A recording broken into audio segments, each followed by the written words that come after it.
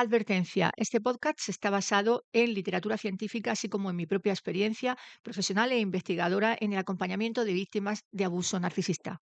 No sustituye un proceso terapéutico individual. Aquí hablamos de forma directa sobre dinámicas familiares de abuso narcisista. Todos los comentarios ofensivos, de negación o justificación del abuso, así como cualquier forma de acoso, hostigamiento o difamación, serán eliminados y, en su caso, denunciados con pruebas ante las autoridades competentes y la propia plataforma. Si algo de lo que escuches hoy te remueve, busca apoyo profesional de confianza. Hola, ¿qué tal?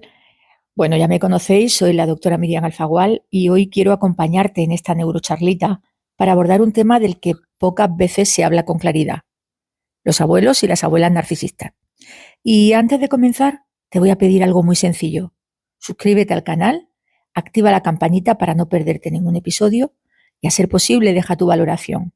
Con ese gesto ayudas a que este mensaje llegue a más personas que lo necesitan. De antemano, muchas gracias.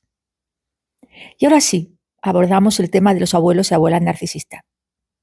Cuando pensamos en un abuelo o una abuela, en general, lo primero que nos viene a la mente son imágenes de cariño, de ternura, de historias compartidas, de batallitas, de cuidados, de refugio en general, ¿no? Sin embargo, no todas las infancias fueron así. Muchas personas crecieron con abuelos y con abuelas que ejercieron un rol muy diferente, el rol del control, de la manipulación y del abuso emocional. Hoy vamos a hablar de esas figuras un poco invisibilizadas socialmente, los abuelos narcisistas. ¿Cómo perciben los abuelos narcisistas a sus nietos? Esa sería la primera cuestión que deberíamos plantearnos, ¿no? Bueno, un abuelo narcisista no mira a su nieto como un ser independiente, con derechos propios, con su individualidad eh, como sujeto, sino que lo percibe como una prolongación de su ego, y en esto coinciden con los padres narcisistas, y como un recurso para reafirmar su poder dentro de la familia, ese patriarcado o ese matriarcado que hay dentro de la familia narcisista, ¿no? Ellos son los patriarcas o ellas son las matriarcas. Para algunos abuelos o abuelas, voy a decir abuelos en general, el nieto o la nieta es un trofeo social. Le sirve para exhibirlo en reuniones, para contar sus logros, las buenas notas que han sacado, lo bien que juegan al ajedrez o lo buenos que son en matemáticas, y lo hacen contándolo como si esos logros fueran propios. Presumen de él frente a vecinos, frente a amistades, pero en privado no. En privado lo critican, lo invalidan o lo minimizan. Para otros, los nietos son instrumentos de control sobre sus propios hijos, es decir, los padres de esos niños. Si no haces lo que yo digo, no te dejo traer a los niños y por tanto tú no puedes hacer este viaje o hacer esta salida o irte a esta cena. O yo sé educar mejor que tú porque tú no sirves como padre o como madre. Me parece bastante duro y bastante triste, ¿no? Es una perpetuación al final de la cadena narcisista. Y esa desvalorización además se duplica, porque la sufre el padre, pero también luego la va a sufrir el hijo o el hijo y el nieto. Y también están esos abuelos que convierten a los nietos en un proyecto narcisista. Cuidado con esto, muchísimo cuidado. Los que deciden moldearlo según su expectativa. Ellos también deciden qué deben estudiar, cómo deben vestirse, a qué deben aspirar, con quién se deberían juntar, anulando cualquier posibilidad de individualidad, cualquiera. Esclavos de sus deseos auténticos. No vayas a ser una perdedora como tu madre, o no vayas a ser un pobretón como tu padre. Esto es muy clásico. Son frases muy clásicas de abuelos narcisistas, ¿no? Estos abuelos narcisistas tienen unos rasgos clásicos y principales, aunque pueden añadírseles muchos otros, ¿no? Y aquí, en este punto, es importante detenernos en conducta muy concreta que muchos de vosotros y de vosotras vais a reconocer. En primer lugar, el tema de la competencia con los padres. los abuelos compiten con los padres por el nieto. No soportan que los progenitores tengan la última palabra. Se posicionan como la verdadera autoridad, ese matriarcado o patriarcado que ellos se arrogan con la edad y del que antes hablábamos, ¿no? En mi casa mando yo. Y generan división, desautorizando a los padres frente a los niños y debilitando de esa forma su figura paterna, ¿no? Otra de las cosas que hacen y que a mí siempre me ha parecido como, no sé, bastante cruel, son los regalos con condiciones ocultas, ¿no? Un juguete, un viaje o incluso una herencia no son gestos de amor, sino cadenas completamente invisibles. El niño aprende que cada regalo lleva implícito un precio, no es gratuito. Obediencia, silencio y, por supuesto, devoción.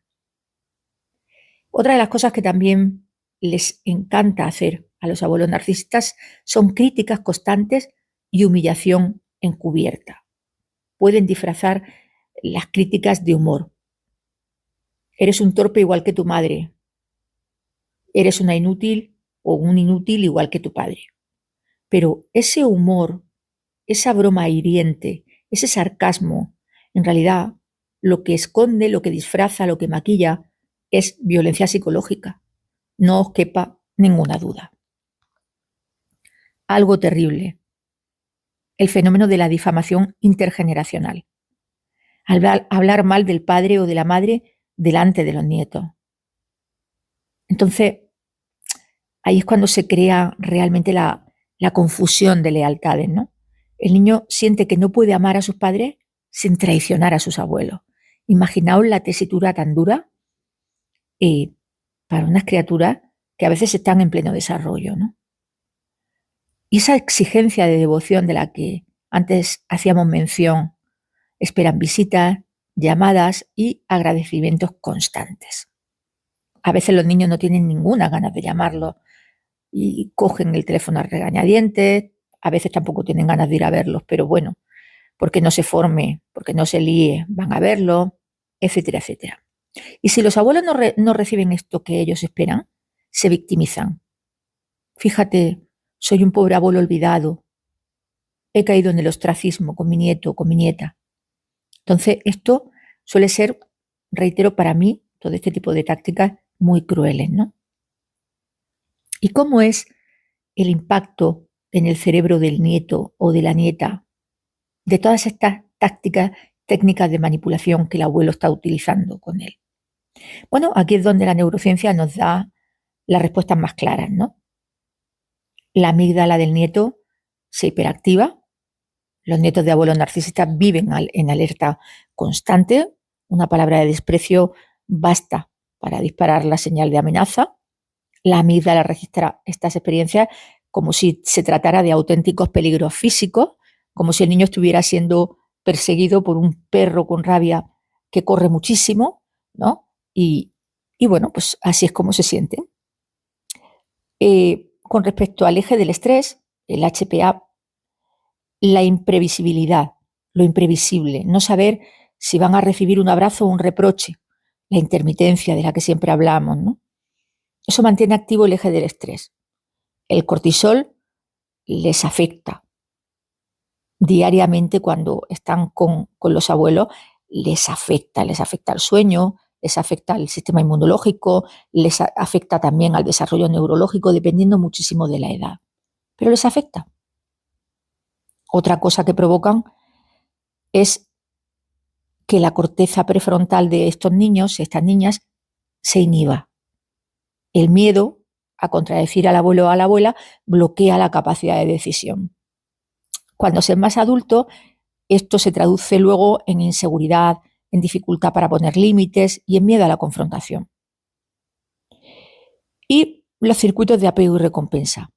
Cuando el cariño depende de obedecer, el cerebro asocia amor con sumisión y se confunde la búsqueda de afecto con la aceptación del abuso, y esto es bastante fuerte. Las estrategias que un poquito abuela pluma antes hemos estado comentando de manipulación que más frecuentemente utilizan los abuelos como personas mayores que deben ser respetadas, honorables, etcétera, etcétera, y que a veces basan en esa honorabilidad. Las más frecuentes serían la victimización constante. El abuelo se coloca en el rol del mártir, haciendo sentir culpables a todo el mundo. No me queréis, no me cuidáis, qué poco caso me hacéis. De forma y manera que tengan remordimientos y cargo de conciencia esos niños, esos nietos, comparaciones. Tu primo me llama más que tú. Me llama todos los días. Y tú no me llamas nunca. Ahí estamos nuevamente jugando con esa intermitencia en el cerebro. La comparación es un arma letal completamente. El castigo emocional. Silencios, que tu abuelito no te hable. Rechazo, que tu abuelito no te quiera dar un beso.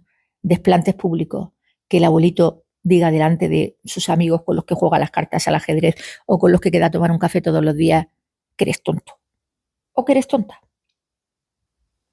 Otro control que tienen es el económico. Usan el dinero o las herencias como chantaje emocional. Esto está a la orden del día. Mantienen de esa forma a los nietos esclavos de esa relación, de esas cadenas invisibles que le unen, hasta una edad ya bastante elevada, bastante avanzada, hasta los 30 años, por ejemplo, pueden ser 20, 30 años del nieto, ¿no? El mito del patriarca y de la matriarca también se instala mucho dentro del cerebro, de la percepción del nieto narcisista. No, del nieto narcisista no, lo digo mal, del nieto del narcisista, porque se autoproclaman como la base incuestionable, esto es importante que no lo olvidéis, son la base incuestionable, los cimientos profundos de la familia. El primer y el último eslabón, ¿no? ¿Qué pasa? Que cuando los nietos o nietas llegan a la vida adulta, pues esto trae consecuencias, no pasa desapercibido ni pasa de largo. Comienza a tener desconfianza hacia figuras de autoridad, profesores, jefes, líderes, se apartan, se retraen, les da miedo. Comienzan a tener también culpa excesiva, cada límite parece más bien una traición, por eso no le pone límites a sus amigos, a sus parejas, absolutamente a nadie. Son personas que no saben decir que no. Tienen una sensación de deuda permanente, como si la vida no alcanzara para, entre comillas, pagar lo que han recibido de sus abuelos. Pero es que no han conocido otra cosa. Patrones repetitivos, esto es peligrosísimo. Buscan parejas o amistades que también les invalidan. De ahí esa famosa pregunta de ¿por qué se me acerca tanto narcisista? Bueno, porque el cerebro se aproxima a lo que conoce, lo he dicho muchas veces. En este punto yo creo que también es importante reiterarlo y recordarlo, ¿no? Dificultades para cortar el vínculo por presión cultural. Son tus abuelos y tienes que quererlos por fuerza. Entonces, claro, el niño siente una cosa pero hace otra, ¿no? Ya tenemos ahí la disonancia. Toda la fenomenología aparece también dentro de lo que sería ese elemento arquitectónico del nieto del narcisista, ¿no? Muchos adultos que hoy están en terapias y en programas reconocen que sus primeras heridas no vinieron de padres directamente, sino de abuelos, y que estos abuelos supieron manipularlos con una máscara de bondad, de regalos, de dulce, de paseo, de viaje, de dinero, etcétera, etcétera, etcétera. Pero para este tipo de casos existe camino para la sanación en el caso de los abuelos en el caso de los nietos de abuelos narcisistas. La sanación requiere 3 pasos fundamentalmente. El primero es nombrar el abuso, ponerle nombre y apellido. Mi abuelo abusaba de mí emocionalmente. Mi abuela abusaba de mí, me extorsionaba, me chantajeaba, etcétera, etcétera. No hay que tener miedo a nombrar a esta persona y relacionarla con el abuso, obviamente dentro del enclave más seguro para nosotros, ¿no? Hay que dejar de justificarlo como son cosas de abuelo, porque no son cosas de abuelo, son cosas de narcisistas. Y hay que reconocer también que esas conductas fueron dañinas. No hay que dulcificarlas. Fueron dañinas para ti y fueron dañinas. No hay más. Quizá para otro no, pero para ti, con tu especial temperamento y carácter, que es lo que conforma la personalidad, han sido dañinas. El segundo camino de la sanación sería la validación o validar el dolor infantil. Aceptar que el niño o la niña que tú fuiste sufrió. No lo minimices y no lo ridiculices como cosas sin importancia que me sucedieron cuando era pequeño. No. Cuando tú eras pequeña o cuando tú eras pequeño, te sucedieron cosas que son constitutivas de abuso. Por tanto, tenlo presente porque quizá en el futuro puedas tener conductas que no comprendan muy bien de dónde vienen. Y ese sea el origen en el que hay que hurgar y hay que buscar, ¿no? Hay algo fundamental, por supuesto, que es recablear el cerebro con ejercicios que te lleven a la neuroplasticidad, ¿no? A saber diferenciar entre el amor genuino y la manipulación, a poder de alguna forma discernir desde el cerebro ejecutivo, ¿no? Practicar la autorregulación emocional con algunas técnicas sensoriales, reforzar vínculos seguros que enseñen al cerebro otras nuevas formas de apego. Y también, obviamente, esto es muy importante, establecer límites claros, desde visita regulada hasta contacto cero, si es necesario para la salud mental de estos críos, ¿no? Así que haber crecido con un abuelo o una abuela narcisista no define quién eres ni limita tu futuro en absoluto. Tu cerebro tiene la capacidad de recablearse, de generar nuevas rutas y de construir vínculos sanos basados en el respeto y basados en el amor auténtico. Así que, ya sabes, siempre tendremos la neuroplasticidad para salvarnos de estas dinámicas y recablear tu mente desde la neurociencia. Recuerda siempre que este podcast no sustituye tratamientos profesionales y está basado en literatura científica y en mi propia experiencia investigadora, así como en el acompañamiento de víctimas de abuso. Bueno, por hoy terminamos esta neurocharlita dedicada a los abuelos narcisistas, a este fenómeno.